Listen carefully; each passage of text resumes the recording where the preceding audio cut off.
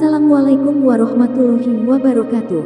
Allahumma sholli ala Sayyidina Muhammad wa ala ali Sayyidina Muhammad. Pemirsa yang dirahmati Allah, marilah kita simak ceramah dari Buya Arozi Hashim dengan tema cara mensyukuri nikmat Allah. Sebelumnya marilah kita perbanyak sholawat minimal 1000 kali sehari, agar hidup kita penuh barokah dan mendapatkan syafaat kelak. Jangan lupa berikan dukungan kepada channel kami dengan memberikan super thanks seikhlasnya. Marilah kita doakan agar Buya Arozi Hashim dan keluarga diberikan kesehatan dan kebahagiaan dunia dan akhirat. Amin ya robbal alamin. Mau ngaji serius, mau ngaji santai? Serius nih. Gimana, bocil? Rasulullah SAW hamba yang paling bersyukur kepada Allah SWT. Maka setiap kita membuka kajian, kita selalu memulai dengan hamdan wa syukran lillah, puji syukur kepada Allah Subhanahu wa ta'ala. Apa bedanya Rasulullah bersyukur dengan kita bersyukur? Rasulullah SAW bersyukur yushkirul mun'imah. Beliau mensyukuri zat yang memberi nikmat. Kalau kita syukurnya atas nikmat, belum mensyukuri yang memberi nikmat. Bedanya apa coba? Kalau gajinya naik, dia bersyukur.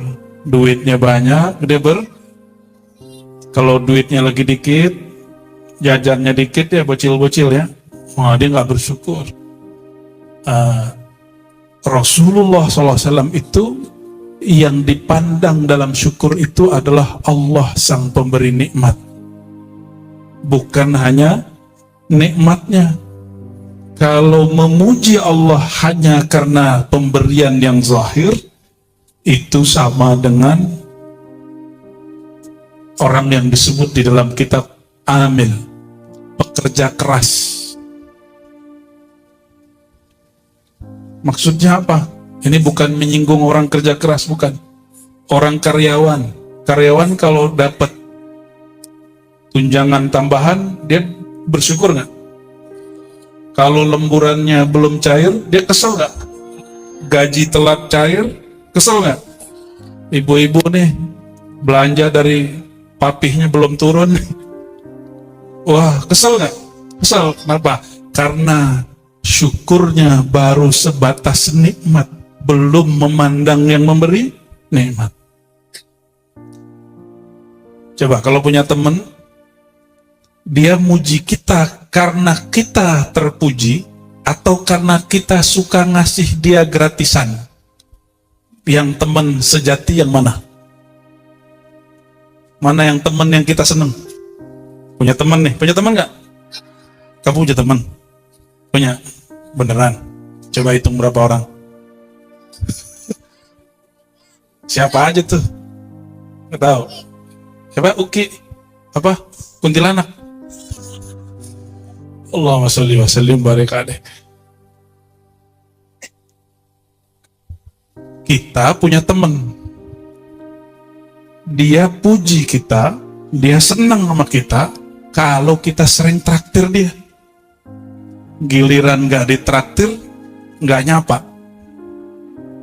Itu teman apa? Apaan tuh? Hah? Teman apa? Apaan tuh? Ager-ager, makan aja ya. Kalau ada teman begitu senang gak? Nah, kira-kira begitulah. Walillahil mathalul a'la. Allah mempunyai perumpamaan yang lebih tinggi. Salah satu sifat yang Allah beri kepada kita adalah sifat syukur. Itu sifat Allah yang kemudian Allah pancarkan ke dalam kolbu masing-masing. Maka senang kalau orang bilang terima kasih, benar nggak? Makasih gitu ya. Kalau lagi di pas Pak Oga, kalau kita kasih 1000, dia bilang gitu ya. Kalau ngasih 5.000 langsung jadi Bang Haji. Ya, kalau 10.000, bos. Kalau 50.000 sujud syukur dia langsung. Kebanyakan manusia, dia berterima kasih kepada Allah, berselawat kepada Rasulullah karena ada hajatnya. Kalau lagi nggak ada hajat, nggak mau muji-muji Allah, nggak mau wiridan, nggak mau duha, karena katanya duha nurunin rezeki dari langit, buangnya, keluarin yang dari bumi, mendekatkan yang jauh, membersihkan yang kotor. Begitu ya? Emang ada hadis begitu? Emang ada hadis sholat duha melancarkan rezeki, ada nggak? Coba cek satu aja kalau ketemu. Hatta doa itu bukan doa sholat duha, itu doa ulama. Ada 1-2 ulama punya wiridan setiap sholat duha, doanya begitu. Itu bukan dari hadis Nabi Muhammad SAW. Boleh diamalkan? Boleh. Kita nggak ada masalah. Yang penting jangan ngapain? Jangan balas WhatsApp sebelum assalamualaikum. Saudara-saudariku yang makan Allah, maka syukurilah Allah, karena Allah itu layak untuk disyukuri, bukan karena banyak pemberiannya saja, ya. Kalau kita lagi dapat rezeki, lagi sehat, lalu bersyukur, itu sama dengan orang yang tadi, orang yang nggak tahu diri tadi, orang yang kalau datang ke kita cuma kalau lagi butuh, lagi ada hajat. Dan orang begitu, jika kita sebut teman, dia bukan teman sejati. Jika di sisi Allah, dia bukan hamba sejati, dia hamba hajat. Dia bukan hamba Allah yang maha memberi rezeki, dia hamba rezeki. Beda nggak hamba rezeki sama hamba Allah pemberi rezeki? Abdul Razak dan Abdul Rizq beda. Beda ya? Beda. Maka ini baru mukadimah loh ya. Bersyukur kepada Allah sebagaimana Allah layak disyukuri. Mau senang, mau susah, syukur kepada Allah Subhanahu. Apa yang mesti disyukuri sekarang? Menjadi umat Nabi Muhammad sallallahu alaihi wasallam. Nah, dalam hal ini yang sama-sama kita hormati sahibul majlis, ya. Beliau ternyata masih sangat muda sekali, ya, Habib Fikri, dan semua para habaib, para orang tua, para kiai, ya, para ulama, para bocil-bocil. Ya. Kalian besok nggak sekolah ya? Oh, begadangnya ngaji, top bener itu. Malam minggu ngapain? Ngaji apa pacaran? Waduh, bener-bener. Alhamdulillah, saya seumuran kalian nih, emang sibuknya ngaji. Malam ini majelis A, besok majelis B, begitu muter setiap bulan. Akhirnya sekarang jadi seneng, ke majelis tuh nggak ada beban. Dan salah satu nikmat yang kami syukuri, masih muda, ya kayak kalian inilah, sudah Allah pertemukan dengan orang-orang soleh. Alhamdulillah. Itu baru mukadimah. Isinya apa dong? Isinya gampang. Tadi Sayyid Ibrahim, namanya siapa tadi? Sayyid, bukan Baim orang Betawi. Inilah uniknya Indonesia. Walaupun sekarang lagi rame bab nasab-nasab, tapi guru saya berpesan jangan ikut-ikutan. Mau zuriat Nabi SAW, jalur Sayyidina Hasan ataupun Sayyidina Husain, mau Jailani, mau Ba'alawi, kita cinta kepada semua mereka. Pegang itu ya. Oh, gimana kalau itu nggak benar? Oh, itu penelitian si Fulan, Kiai Fulan. Dia bertanggung jawab dengan penelitiannya. Dan perlu diingat, di dunia kampus, saya masih ngajar di kampus, hasil penelitian kita nggak boleh paksa ke orang. Kita punya penelitian, hasilnya nggak boleh dipaksain. Misalnya nih, saya meneliti, ternyata anjir saya zuriat Nabi Adam. Kamu zuriat Nabi nggak? Nabi Adam, bukan zuriat iblis kan? Ya, Nabi Tapi kalau itu semua masuk, Nabi Nuh juga masuk. Tapi zuriat Nabi Muhammad SAW, apa kata beliau? Kullu nasabin inqata'a illa nasabi. Hadis Abu Nuaim, hadisnya Hasan. Semua nasab akan rungkat, akan punah, kecuali nasab aku. Dan salah satu dosa besar adalah ayyadda'iya rajul Ya, ayun sibar rajul ila ghairi abih. Nih perhatiin ya. Dosa besar salah satunya apa? Orang menasabkan dirinya bukan ke bapaknya. Oleh karena itu, karena yang sekarang mengaku mau zuriat Jailani, mau zuriat Ba'alawi, itu ulama-ulama besar. Mereka paling jauh dari apa? Dosa besar ini. Oleh karena itu kita husnuzon dengan mereka. Kita nggak mau tukar ya. Mau kiai siapa yang meneliti nasab nggak benar siapa? Kiai Imad, mau Gus Rumel, kita hormati mereka sebagai peneliti. Kalau mereka maksa, itu nggak belok ya. Baik, kita doakan negeri ini tambah diridhoi oleh Allah Subhanahu wa Ta'ala.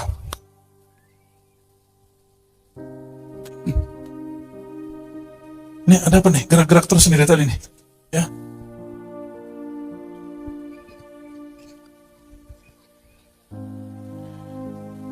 Ada satu hadis yang mau saya bacakan malam ini. Ya, ini untuk sebagai tanda syukur ada majelis ilmu.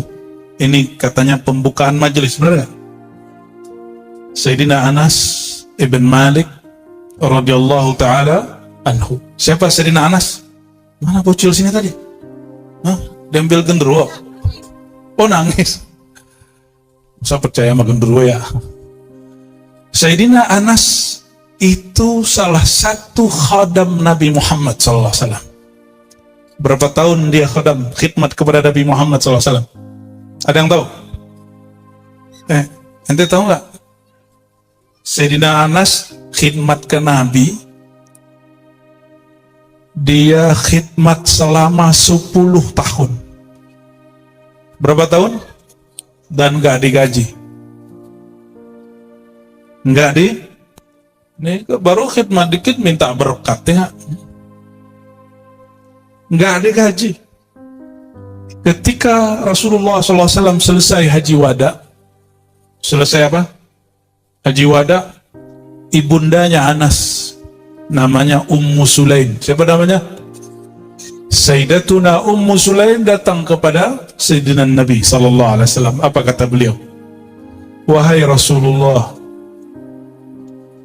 nggak minta gaji. Apa yang diminta? Udu'ullaha lahu. Tolong doakan anakku Anas. Cuma minta doa. Dikasih duit apa Nabi dikasih doa, pilih mana? Beneran. Orang kan dikasih doa semua mau kan? Nabi kasih doa. Doa Nabi itu lebih dahsyat dari semua karamah. Doa Nabi lebih sakti dari semua karamah. Maka Sayyidina Nabi Muhammad SAW mendoakan Sayyidina Anas. Apa kata beliau? Allah maghfir lahu. Ya Allah ampuni dosa Anas. Maka Sayyidina Anas mau dosa apa aja, pasti ada jalan dia tobat. Yang kedua, wa akthir malahu wa auladahu. Tolong banyakkan hartanya dan anaknya. Kalau banyak harta, berarti dia kaya. Kalau banyak anak, banyak bini. Ya, dulu kata Sayyidina Anas, akramuna aktsaruhum azwaja. Dulu, sekarang mah beda ya. Orang paling mulia di kalangan kami, orang yang paling banyak pasangannya. Itu dulu. Kalau sekarang, masih. Berarti kalau yang paling parah, yang jomblo. Ayo aku jomblo angkat tangan. Aduh, sedihnya hidup ente tuh ya. Ya, sakit punggung, tanggung-tanggung sendiri. Sayyidina Anas didoain apa? Ya Allah banyakkan hartanya dan anak keturunannya. Dan di riwayat lain ada tambahan wazada wa adkhilhul jannah, masukkan dia ke dalam surga. Sayyidina Anas ini 10 tahun bersama Nabi, maka beliau menyimpan 10 tahun kisah Nabi Muhammad sallallahu alaihi wasallam. Apa kata beliau? Inni la uhaddithukum hadithan la yuhaddithukum ghairi. Hadis Sahih Bukhari. Aku akan sampaikan kepadamu suatu hadis yang tidak ada orang yang tahu selain aku. Tidak ada yang menyampaikannya kecuali aku. Kita potong itu hadisnya ada 4 kalimat. Kita potong 2 aja yang berkaitan dengan majlis. Apa kata beliau? Qala Rasulullah SAW, min asyratis sa'ah. Nabi SAW bersabda, ciri-ciri kiamat terjadi, sudah dekat. Apa ciri-cirinya? Ayyaqillal ilm wa yaksural jahl. Hadisnya ada lagi 2 kalimat lagi, tapi yang relevan untuk malam ini 2 kalimat ini. Ayyaqillal ilmu, ilmu sedikit, kejahilan merebak banyak. Ini akhir zaman, padahal sekolah tambah banyak, kiai tambah banyak, majelis tambah banyak. Ini pada sekolah semua kan? Tapi apa kata Nabi SAW? Ilmu sedikit, kejahilan banyak. Apa maknanya? Saya baru faham ketika Imam Syafi'i radhiyallahu ta'ala anhu, beliau menceritakan tentang susah hafalannya. Ternyata ilmu itu maknanya ada di kalam gurunya Imam Waqi' yang sudah dihafalkan para santri sedari kecil. Apa kata Imam Syafi'i? Qala Syekhi Waqi' al-ilmu nurun. Ilmu itu nur di kolbu. Bukan hafalan saja. Hafalan perlu. Maka al-ilmu la yanhasir 'ala al-ma'lumat wal mahfuzat ayyuhal ikhwah. Ilmu itu bukan hanya hafalanmu, pengetahuan cakrawalamu. Ilmu itu yang paling mahal, yang tembus ke dalam kolbu. Khawarij hafal Quran, yang bunuh Sayyidina Ali karamallahu wajhah, jibnya para habaib, para sayyid, para asyraf, itu yang bunuh hafiz Quran. Ibnu Muljam, nama lengkapnya kan Abdurrahman bin Muljam. Mana Rahmannya dia? Kayaknya udah ganti nama di saat itu, bukan Abdurrahman dia, Abdul La'an dia, ya. Ibnu Muljam hafiz Quran, tapi hafiznya baru sampai, belum jadi nur. La yujawiz taraqihi, hafalan dia belum tembus ke dalam dadanya. Maka al-ilmu ma wuqira fi sadrik, ilmu itu yang bersinar di dalam hatimu, bukan ma hafizta wa ma qara'ta. Bukan itu aja, itu penting. Oh, ternyata Imam Ghazali punya kitab, judulnya Ar-Risalah Al-Laduniyah. Apa judulnya? Ada juga Faisalut Tafriqah dan kitab-kitab yang lain. Apa kata beliau di dalamnya? Ilmu itu, waktu itu Imam Ghazali belum jadi sufi-sufi amat, ya, masih kayak kalian nih, suka film, ya, suka film kan? Itu kan sufi. Kata Imam Ghazali, ilmu itu ada yang dihafal, ada yang difikirkan, ada yang gabungan hafalan dan fikiran.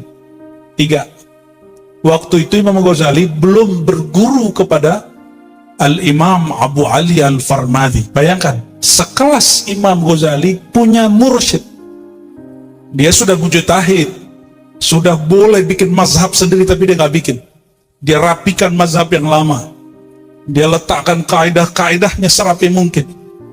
Imam Ghazali waktu itu belum menjadi salik, seorang santri pesuluk, belum belajar ilmu kolbu. Apa kata dia? Ilmu ada 3. 1 yang dihafal, 1 yang difikirkan, yang ketiga gabungan akal fikiran, jadinya mufti ahli fatwa. Kenapa kalau ceramah, nih mohon maaf, kalau ceramah, ada ceramah yang garing, ada nggak garing. Kenapa? Kenapa hari ini orang senang dengerin podcast? Kenapa? Karena ada yang isinya daging, ada isinya tulang. Maksudnya apa kalau daging? Itu orang yang ngomong di podcast, dia tidak hanya bicara data, dia juga bicara analisa. Dia bisa berpikir terhadap data, maka orang itu menarik. Ini selera orang Indonesia sudah mulai naik, alhamdulillah. Maka podcast-podcast sudah naik. Ustadz, kiai-kiai, habaib gak boleh ketinggalan, ceramahnya gak boleh hanya ngecepet doang. Mesti bermakna, mesti gabungan bagi antara hafalan dan fikiran. Syukur-syukur tambah yang keempat. Ma ustubriza minal qulub wal ruh. yang digali, dikeluarkan dari kolbu dan ruh. Disebut ilmu azwaq, ilmu rasa. Ini yang disebut ilmu kemakrifatan, ilmu mengenal Allah Subhanahu wa ta'ala. Kita ketinggalan. Ini nasihat untuk saya sendiri, ya, karena saya juga berceramah. Kita penceramah akan ditinggal umat kalau kita cuma asal ngomong. Dan sungguh aneh hari ini, para ustadz paling tahu dalil Iqra, baca, tapi dia bacanya nggak sampai 1 jam sehari. Baca WhatsApp sih lama, baca YouTube sih banyak. Hari ini Masya Allah, kenapa orang hari ini membaca yang Allah perintahkan itu jarang? Ada satu ayat, Iqra kitabak, bacalah kitabmu. Bagi ulama, orang yang suka ngafal, maksudnya Al-Quran yang dihafal. Bagi ahli fikiran, pemahaman yang didapat dari hafalan. Bagi ahli kolbu, bacalah kitab yang Allah turunkan nurnya kepada kolbumu. Itu sebabnya dulu kita ada guru udah baru wafat di Kalimalang, Abuya Saifuddin Amsir. Ada yang tahu? Ya, Kiai Saifuddin Amsir. Beliau itu cuma dokter Andes S1. Diundang ngisi seminar seorang imam yang luar biasa namanya Ibnu Arabi, yang diperdebatkan dia ini lurus apa sesat.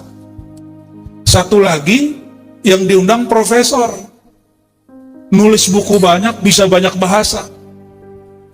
Tapi waktu seminar, si profesor kebingungan baca teks Ibnu Arabi karena mikirnya kebanyakan. Padahal karya Ibnu Arabi bukan karya pikiran saja, dia karya kolbu. Sedangkan Abuya Saifuddin Amsir baca aja pakai kolbu. Mudah sekali, nggak ada yang rumit. Kenapa bisa begitu? Itulah kolbu. Jadi kalau hidup cuma pakai pikiran, kita stres tiap hari. Jakarta macet tiap hari, ya, benar ya? Tiap hari ada konflik. Ini aja Presiden Iran katanya meninggal, tapi cara meninggalnya ini kok 2 helikopter selamat, 1 tidak gitu.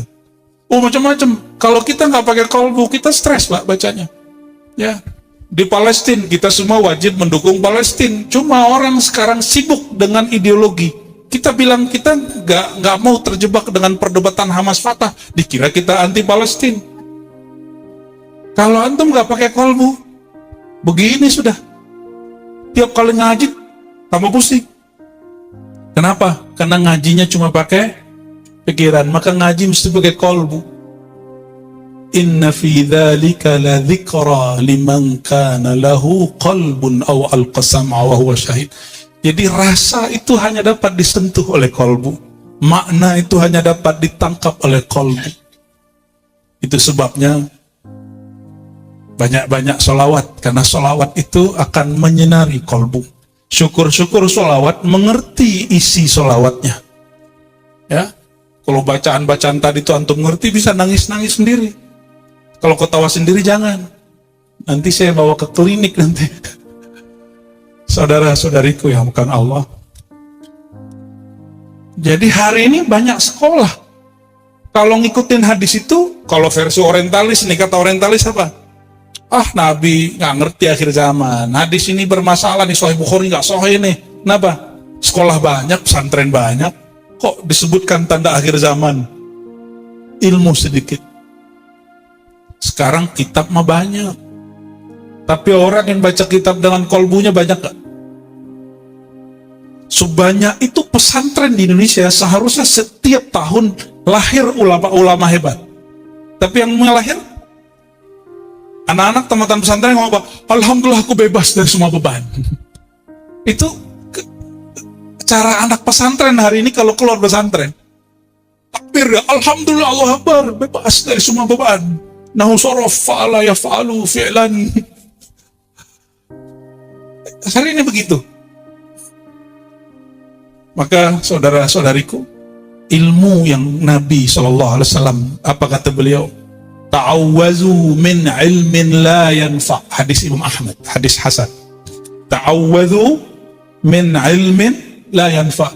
Mohon perlindunganlah engkau kepada Allah dari apa? Ilmu yang tidak manfaat. Apa ilmu yang gak manfaat? Yang gak menyentuh kolbu. Silakan cek di Quran, kata kolbu lebih dari 100 kali. Lebih banyak dari kata sholat. Lebih banyak dari umroh. Tapi kenapa hari ini banyak orang cuma umroh tapi gak pakai kolbu? Lebih banyak dari semuanya. Makanya orang hari ini beragama emosi. Hari ini kalau punya channel, gak mesti alim, komentari aja ustad. Banyak sekarang YouTuber ngomentari ustad. Ini ciri-cirinya.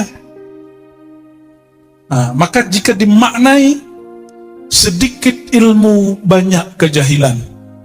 Hari ini ittakhadhan nas ru'usan juhala, ya. Kalau di hadis yang lain dikatakan kalau ulama udah meninggal, dada ulamanya ikut ditanam nggak? Kolbu ulamanya ikut ditanam nggak? Berarti kalau ulama itu baca 1000 kitab ikut ditanam. Kalau ulamanya ahli sholawat, dia sholawat sudah ratusan ribu, itu nur ratusan ribu ikut dikubur. Makanya kalau ada ulama meninggal, itu langit bumi nangis. Jalan yang tiap pagi dilewatin sholat subuh, itu jalan itu nangis. Kenapa? Dalam hadis Imam Ibnu Mubarak ini teman Malik, ada kitab Az-Zuhud namanya, disebutkan dalam riwayat yang hasan bahwa satu tanah yang diinjak oleh seorang alim itu berbangga kepada tanah yang di sampingnya. Dia ngomong, itu tanah bisa ngomong, Pak, maka jangan maksiat di tanah manapun. Itu tanah bisa ngomong. Apa kata dia? Wahai tanah di sebelahku, saksikan aku diinjak oleh orang alim, saksikan aku diinjak oleh orang yang ikut majelis malam ini, saksikan aku diinjak, dilangkahi oleh orang yang bersolawat malam ini. Itu tanahnya bisa ngomong. Maka jangan maksiat belakang pohon, ya. Pohon itu lebih kuat lagi nurnya. Allahumma shalli wa sallim wa barik alaih. Lebih sakti Nabi Isa atau Nabi Muhammad SAW? Nabi Isa bisa ngidupin orang mati loh. Ayo, gimana? Apa buktinya? Hah? Apa? Nabi Isa ditinggalin umatnya? Lah, emang begitu? Ngarang ente. Ini kebanyakan nonton kristologi nih. Mana ada Nabi Isa ditinggalin umatnya? Gak ada. Yang ada Nabi Isa diangkat oleh Allah Subhanahu. Nabi Isa bisa, jadi ada satu kali ya, orang udah dikubur beberapa hari, digali lagi, dipegang dadanya, dibaca asma Allah, bangkit itu orang. Itu Nabi Isa tuh dipegang dadanya, coba ente kalau dipegang dadanya. Tambah mati. Nabi Isa maka digerali Ruhullah karena hembusan nama yang keluar dari lidahnya terhubung dengan nama Allah SWT. Bibarakatihi Masya Allah. Maka dia menghidupkan yuhyil mauta, dia menghidupkan yang mati biiznillah. Tapi coba lihat, itu pohon bisa jalan nggak? Sama Nabi dipanggil, hai pohon, kamu sini. Jalan itu pohon. Saktian mana yo? Pohon yang nggak bisa jalan, itu jalan sama Nabi Sallallahu Alaihi. Nabi Sallallahu Alaihi Wasallam, kata Sayyidina Anas, Sayyidina Jabir dan sahabat-sahabat yang lain, Nabi ini suka jalan-jalan. Pas mau buang air, itu tempat sembunyi nggak ada. Maka Nabi mengatakan, Jabir, itu pohon kurma yang 3 itu. Nah, 2-nya panggil sini. Sampaikan salamku. Jadi itu sahabat nyampain salam Nabi kepada pohon, lalu pohonnya jalan, Pak. Itu lebih dahsyat daripada menghidupkan yang ada yang lebih dahsyat lagi. Nabi nyander nih, tahu-tahu dibuatin mihrab, ditinggalin sandarannya. Sandarannya ditinggalin, itu sandarannya nangis dan terdengar oleh semua orang yang di dalam masjid. Halo, bocil, kamu kalau dengerin suara tembok gimana? Lari nggak? Pohon kalau ngomong gimana? Lari. Emang nggak bisa jadi nabi deh, nabi palsu bisa. Kalau nabi mah kuat, dengerin suara gitu kuat. Kita ada gerak dikit pohon apa tuh? Nangka, dikira ada tuyul. Penakut. Maka antum jangan coba-coba belajar wirid-wirid kebatinan. Takutnya nanti datang sesuatu, otaknya langsung rusak. Nanti jadi halu. Banyak loh orang halu itu begini. Ya, banyak hari ini. Datang ke saya ngaku jadi Imam Mahdi. Kita lihat jidatnya nggak lebar, hidungnya kurang mancung ke dalam. Kita tanya, ente famnya mana? Familiar kata. Marga apa? Marga satwa. Allahumma sholli ala Muhammad. Banyak hari ini. Itu akibat apa? Masa pandemi kemarin, orang banyak buka ijazah online untuk amalan pribadi. Bukan ijazah ammah, sholawat. Kalau sholawat boleh ijazah ammah. Akhirnya apa? Halu. Ya, makanya nggak boleh ngamalin wirid kalau nggak diijazahkan oleh mursyid. Jangan coba-coba. Ya, itu agak ketat. Mending gak usah punya wirid. Wirid biasa aja, subhanallah 33, alhamdulillah 33, Allah lain udah. Sholawat 313 tiap hari udah cukup. Karena sholawat syekhun liman la syekhalah. Orang yang belum ketemu mursyid, jadikan sholawat penunjuk jalan dia ketemu mursyid. Bayangkan Nabi Muhammad SAW. Itu baru sederhana, apalagi yang dahsyat. Salah satu mukjizat Nabi Muhammad SAW dan menjadi keramat umat Nabi Muhammad SAW yang menjadi pewarisnya, menghidupkan kolbu yang mati. Itu lebih hebat dari semua keramat dan semua mukjizat. Kolbu yang keras, kolbu yang mati itu hidup sama Nabi Muhammad Sallallahu Alaihi Wasallam. Satu hari, hadis Bukhari Muslim, ini hadis sahih. Ya, saya jarang-jarang baca hadis dhaif. Kalau dhaif kita jelasin dhaif. Kalau palsu kita sebutin ini hadis palsu. Sayyidina Abu Hurairah yang suka sama kucing radhiyallahu taala anhu mengeluhkan, ya Sayyidi ya Rasulullah, wahai baginda, hafalanku susah. Ya, mungkin dia makan micin, nggak ada micin zaman itu. Datang kepada baginda sallallahu alaihi wasallam mengatakan, wahai baginda, hafalanku sulit untuk diingat. Abu Hurairah itu pakai rida, ini namanya rida. Ridanya terlalu kenceng, kata Nabi SAW. Ubsud rida'ak, lapangkan ridamu, selendangmu dilapangkan. Jadi pagi begini sunnah ya, kalau sholat jangan taruh di lantai, dipakai ini amalan Nabi, para sahabat, terutama Sayyidina Ali karamallahu wajhah, ini sunnah. Nggak mesti ulama pakai beginian ya. Kalau Jumatan pakai ya, Jumatan pakai, jangan taruh di bawah. Amalkan, itu sunnah Nabi Muhammad Sallallahu Alaihi Wasallam. Apa kata Sayyidina Abu Hurairah? Sejak hari itu hafalanku menjadi kuat dan wama nasitu syai'an, aku tidak pernah lupa apapun yang aku dengar.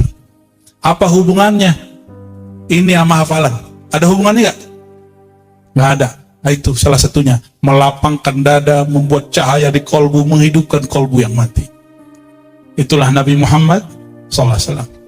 Karena kita tidak jumpa secara fisik, tapi beliau beri kabar gembira, tidak ada orang mengucapkan salam kepadaku kecuali aku balas salamnya. Maka aku lakum, saya sampaikan ya, salah satu doa mustajab nggak mesti dimultazam. Kan nggak semuanya punya modal. Apa doa mustajab? Doa setelah sholawat. Karena Rasulullah SAW hadir menjawab dan menaminkan. Jadi kalau ada hajat, ngapain? Baca sholawat. Panggil baginda Rasulullah SAW, sholawat kepada beliau, baru sebut hajatnya. Maka sholawat mutlak untuk Nabi, jangan sholawat karena ada hajat. Nanti untuk hajat kita doa setelah sholawat. Sholawatnya fokuskan untuk beliau, tanda cinta umat kepada Nabi Muhammad Sallallahu Alaihi Wasallam. Maka boleh disebut as-salatu ala Nabi SAW, nurun ala nur. Salawat kepada baginda itu nur berlapis nur. Nah, ini yang susah, sekolah itu otaknya leleh, itu banyakin salawat aja. Ya, saya buktinya. Saya dulu paling benci ngapalin Quran sama hadis. Berkah salawat dan zikir 40 hari, 40 malam disuruh guru, waktu itu masih remaja. Sampai hari ini kalau baca kitab sulit lupa. Kalau gimana? Sulit ingat apa sudah lupa? Sulit ingat apa sulit lupa kalau baca? Sulit ingat. kebanyakan makan micin. Ya. Maka saudara-saudariku, pesan Sayyidina Anas ini semoga memantik kita semua menghidupkan majelis ilmu yang bermanfaat, ilmu yang isinya menambah nur dalam kolbu, menambah cinta di dalam kolbu, jauh-jauhi bertengkar masalah nasab. Ya, kita cinta semua mereka. Saya meyakini kiai-kiai senior Jawa itu zuriat Nabi Muhammad SAW. Ya, termasuk apalagi yang jalur Sa'adah Alawi, termasuk Sayyidi Ibrahim jalur Sayyidi Syekh Abdul Qadir Jilani. Meskipun di Indonesia nggak banyak zuriatnya, tapi mursyid tarekat Qadiriyah banyak di sini. Kalau tawasulan salah satunya ke siapa? Ila ruhi Sultanil Aulia Syekh Abdul Qadir Jilani. Ya. Kita udah biasa. Dan beliau jalur Sayyidina Hasan, ibunya Husaini, campur. Dan kabar gembiranya apa ini yang kita sampaikan di banyak tempat. Imam akhir zaman, kata Nabi SAW, Al-Mahdi minni min waladi Fatimah. Al-Mahdi dariku. Kalau Nabi titik di situ, maka ulama bisa jadi Mahdi. Tapi Nabi nggak titik di situ pakai koma. Al-Mahdi minni min waladi Fatimah, dikhususkan dari zuriat Sayyidatina Fatimah. Maka fitnah akhir zaman salah satunya adalah fitnah nasab. Maka saya berpesan kepada diri sendiri dan siapapun yang berbicara nasab, kalau bicara, bicaralah keilmuan. Ilmu itu di kolbu, bukan hanya di sini. Kalau ilmu di kolbu, pasti dia tidak benci-benci, pasti dia tidak sombong, pasti orang kalau berbeda pendapat tidak bertengkar. Semoga Allah rahmati kita yang hadir. Allah beri cahaya kolbu kita semua. Amin. Allah tambahkan cinta kepada Allah, cinta kepada Rasulullah SAW, cinta kepada sahabat-sahabat Rasulullah SAW, zuriat Rasulullah SAW, dan pewaris ilmu Rasulullah SAW. Amin. Semoga kalau umur panjang, Allah jadikan kita orang yang mengikuti pewaris mutlaknya Sayyidina Imam Al-Mahdi. Amin. Ya Rabbal Alamin. Ala haidina likulli niyatin salihah.